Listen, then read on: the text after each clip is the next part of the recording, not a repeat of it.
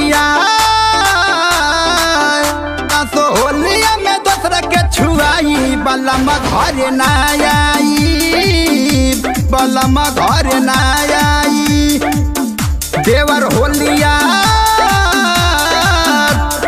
होलिया के फायदा उठाई बलम घर न आई बलम घर न आई।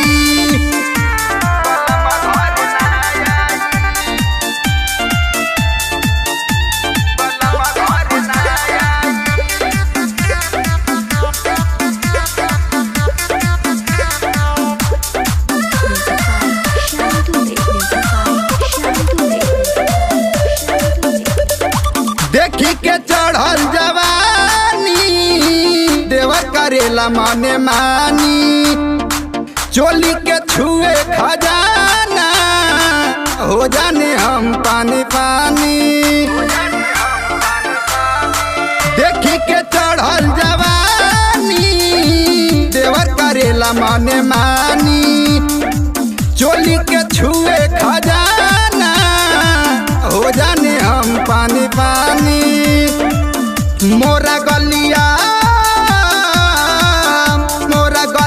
से गलिया सटाई बलम घर न आई बलम घर न आई।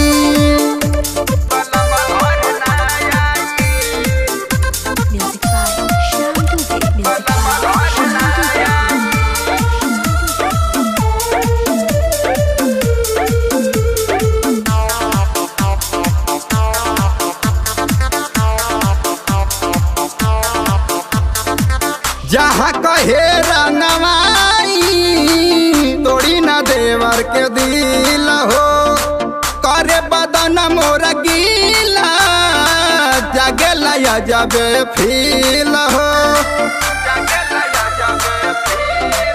जहाँ कहे रंगवाई तोड़ी न देवर के दिल हो करे बदन मोर गीला जगेला जब फील हो। भाई विकास मुँह न फुलाई बलम घर